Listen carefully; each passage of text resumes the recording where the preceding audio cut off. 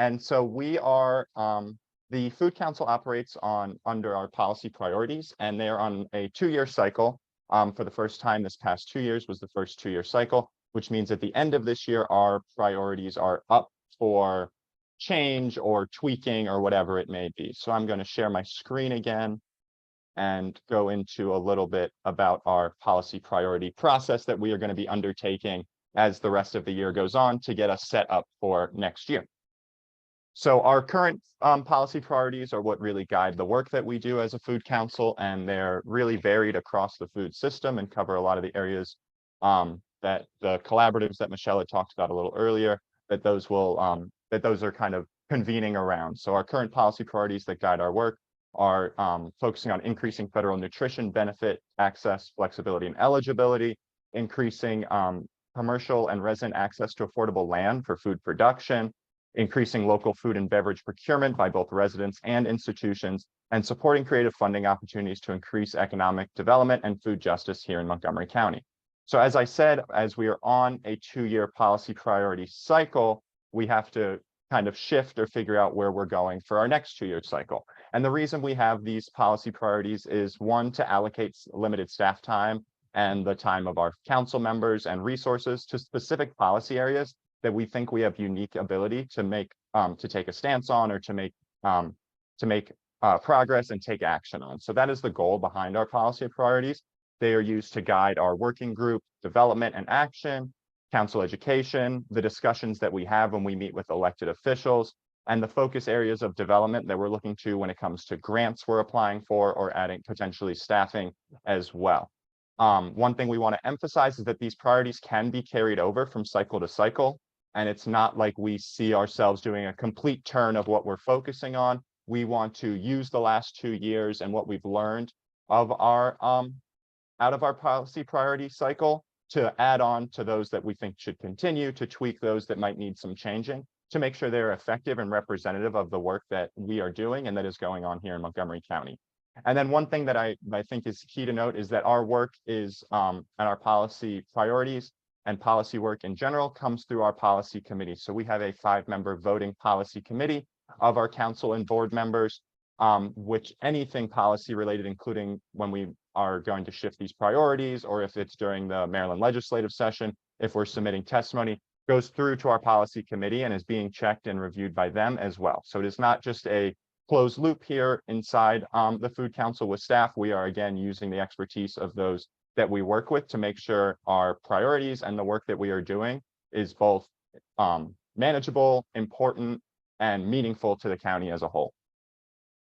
So what we think are really important is that the priorities will represent areas that the Food Council, our staff, council member, and board members, including our community advisory board, are uniquely qualified to engage in. We don't think we can undertake and change everything in the food system, but we think we are in a real position to make change on some key areas within our food system. And so we want to do that through storytelling and lived experience and different expertise that people can provide to make those changes with as much conviction and reasoning behind them as possible.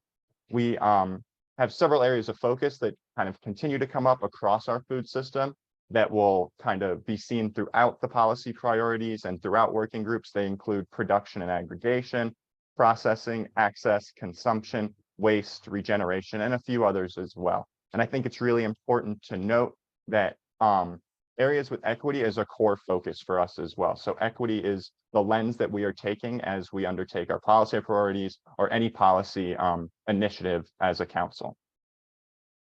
So we are currently undertaking this policy priority process. It is going to kind of continually pop up as the rest of the year goes through. I am in the process of creating a public survey, which will hopefully go out with the follow-up. If not, we'll go out early by the end of the month or early September. You will also see Michelle and I probably giving a very similar presentation to this with a little more detail as we go on in other community calls in September across the Food Council. You will see it in our newsletters that are going out as the time comes closer and whatnot. And the reason we are trying to be in as many places as possible is to get as much engagement, insight, opportunity, whatever it may be, from as many people as possible. So we're looking for engagement in these meetings to learn what people are seeing in terms of the progress of the policy priority and if it needs to be tweaked, or if we're seeing that a change might need to happen. And so the goal is to be able to join these meetings to solicit as many opinions and ideas as possible. The same thing with the survey and any sort of future calls we might hold that are focused on policy priorities, is to just generate as many ideas as we possibly can so that we can weigh all of our options as we head into the next 2-year cycle. As we head into October, we'll be looking at a lot of these submissions that come through in the various capacities, and we'll start to refine them and kind of categorize them into these broader categories, or maybe combining some of them if it makes sense to bring 2 together or add one to one of our existing, which is when we'll also be meeting with our policy leadership team and policy committee to bring these ideas to them. So, and then in November, staff will present our final recommendations to the policy committee, who must review and approve it. In December, we'll be developing our new policy priority materials. So again, in a lot of our meetings, you will in December and January, towards the end of this year, beginning of next year, you will be seeing a lot of these ideas starting to flesh out and hearing about them, and with the goal of being launched in January to kick off our next 2-year cycle and the focus for 2024 and 2025. So that is the end of that presentation. I am going to stop my share, and I am also open to any sort of questions if anyone has that. I also know that a lot of people on this call join our advocacy call where you saw this very similar presentation to this.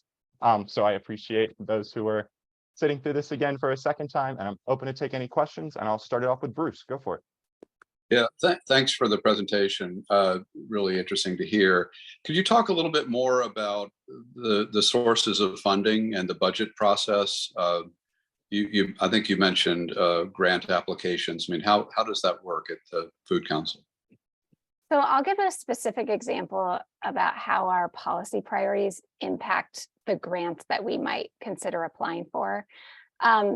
Jack mentioned that one of our current policy priorities is related to local procurement and institutional procurement of local products. Because we've been focused on that issue for the last 2 years, we were really well prepared, and we had partnerships in place to apply for a USDA Farm to School Action Planning grant. So we got a letter of commitment from MCPS and from our Office of Agriculture here in the county that the Food Council would take the lead as a flexible nonprofit partner to apply for that action planning funding. And we just found out a couple of weeks ago that we were awarded funding. So we have a little bit of funds to hire a consultant or a contractor and convene stakeholders, including farmers, including our school system, including our Office of Agriculture, and including folks that have been working on institutional procurement work with us over the last 2 years to get ideas on the table and formalize them into an actual plan that MCPS will be involved in as well. So we're hoping that once that plan is developed over the next 12 months, it will result in some specific action steps that either the Food Council could take, or the school system could take, or the Office of Agriculture could take to continue to advance this work. So when Jack was mentioning that our policy priorities inform the types of grants or, our recommendation for funding, it is sort of in that vein where we identify opportunities to solve the food system problem, and then we devote some resources and capacity towards that.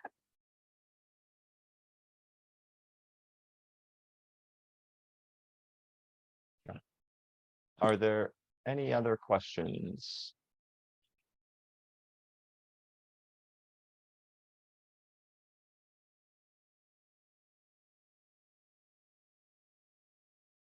I'll add just one thing, which is that prior to this 2-year policy cycle that we are currently on, the Food Council still created policy priorities, but they were unlimited in number. And so we had about 20 on a piece of paper that were policy priorities. And so I will share that we are interested in focusing our attention on like 4 to 5. I'm not saying that we can't have more than we currently have, but not so many that we can't dedicate our attention and capacity and focus on them. And so you'll notice that our current policy priorities are pretty broad in terms of how we might approach them. And I think that's okay. But it still allows us flexibility within the priority. But also we do want to kind of focus our attention in on very specific areas that align with the values that Jack was mentioning.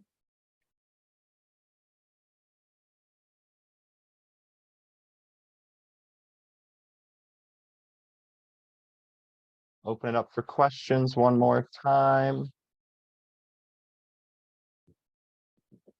And if not, we will giving everyone